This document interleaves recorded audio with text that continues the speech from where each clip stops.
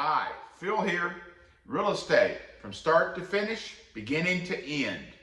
This is a channel where you can get all of the details of how to carry through a transaction from beginning to that payday. Or it's also about how that we do real estate and how we build a real estate business from beginning to end. So whatever you're looking for in real estate, if you love it, if you're an agent or a broker and you want to learn more, subscribe to our channel.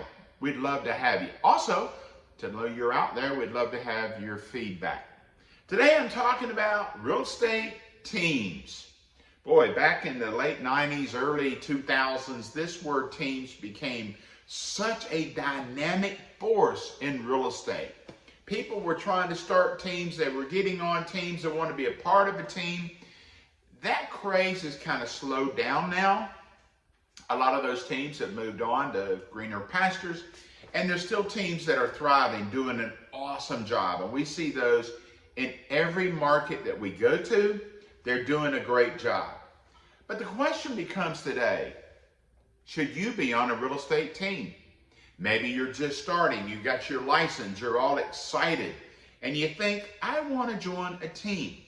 Or maybe you want to be a solo agent where you go out and you do it yourself. You're faced with some of these decisions. But what I want to do is hopefully make it easier for you to be able to make a wise decision that fits your situation. So let's think about this just for a little bit. When we hear the word teams, we think of a group of people working together with a common goal, a common purpose. There are teams out there that started just by, hey, I like you, you like me, let's be a real estate team, let's work together in real estate. Then there are others that said to themselves, I think I could do better if I was on a team. There's really no right or wrong to any of this. It's just deciding what you want out of a team, where does that leave you being on a team, and what benefits you and what benefits the team. So when we look at this in real estate, one of the things that I always ask is, you want to be on a team. Number one question is, what do you bring to the table? Why should I want you on my team? What is it that you could contribute to our team? Because you see, we are a living team. That means that we work together, we collaborate together, we inspire each other, we help each other. So when you add someone to that team, the first question that I ask is, what do they bring to the team? The second question that I ask is, what does the team bring to me? Listen, if you met with a team lead or that team lead says, I'd like to talk to you about being on my team, here is the first question that I'm going to ask. What is your vision of where this team will go? Where do you want to be in 5 years? Where do you want to be in 10 years? If that team lead has not defined it in his mind, you want to consider another team. Because that's normally just a group of people working together and they're all buddies, and I don't see any benefit for you. However, if that team lead has a vision of where that team is going and can really show you how that vision works on that team, then you're probably off to a good track. Just remember, it's your decision and what you want. Which kind of brings us back to the very beginning. What do you want out of this team? Are you looking to make a little money? Or are you looking to really build your real estate business that is sustainable and that will be around for 15, 20 years? Because really you're going to be looking for two different kinds of teams. If you are just looking to make a quick buck, then you might want to go where they give you leads. Not that that has promised to be fast bucks, because you make a lot of calls hoping someone will answer. Not only that, but the danger of that, if you're looking to build a sustainable business, is that those leads dry up. They come and go. You'll see these teams that, oh my, they bought all these Zillow leads, and about 1 out of 100 pan out, 1 out of 200 pan out.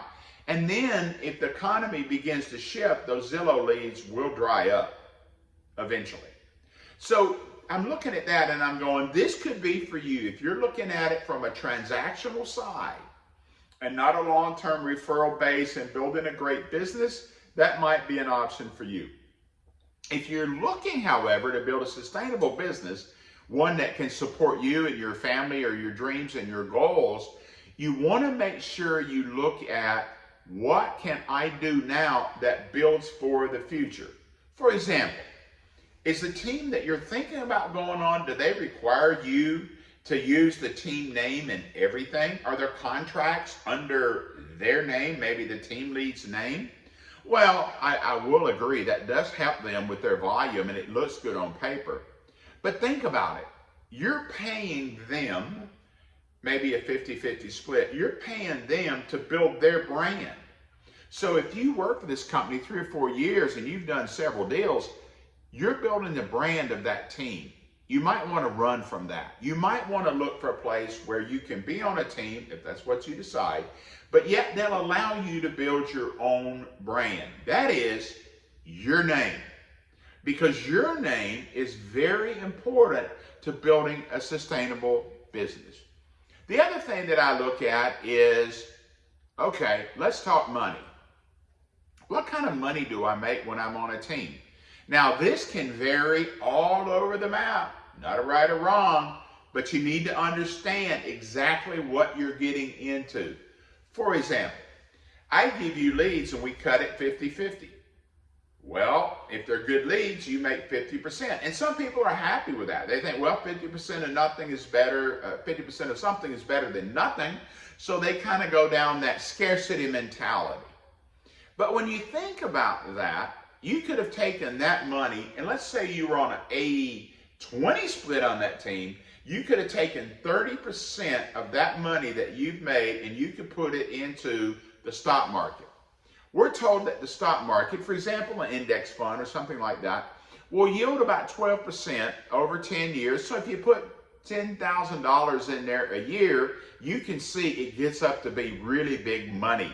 That's your money. That's the money that you keep, you spend. Now you've got $500,000 sitting there in your stock market, or you could give it to the team and let them decide what they're going to do with it. I don't think it's a very good idea to be giving your money away if you can get on a good split. However, there is a word of caution here, and that is because you're on a good split doesn't mean you get what you want. For example, there's a lot of 100% out there. You get nothing for it. Well, you get a website. Everybody gets a website. You get training online. Everybody does that. But if you're expecting full support, what we call a full service brokerage, there still could be options for 100%. I'm not saying that. I'm just saying be aware if you go to a team that does nothing for you, you make zero. If you go to a team where you have a very good split, and you can negotiate that. Remember, all splits are negotiable. So if you have someone that wants to hire you on their team and you ask, what is the team split? Just say, well, I'm willing to do it, but I want 70 or 80%. Anything under that, and what you're doing is you're just throwing away money that you could be putting in the stock market. And I'm just using this as an example. And you say, well, 1 year in the stock market, I only got 2%. That's fantastic. That's 2% more than you're going to give if you give it away to a team lead. So when you're looking at this and building your team or being on a team, one of the things that you want to look at is vision. Number 2, support. And number 3, how much money do I take home at the end of the day? And if you're comfortable with not taking home much, that could be the team for you. But if you're looking to take money and invest it for your future, for your family's future, then I expect it might be a good idea to move on and find that team that can build your sustainable business. I hope you liked this. If you did, subscribe, give your comments below. I'd love to hear from you. And I hope you have a blessed day.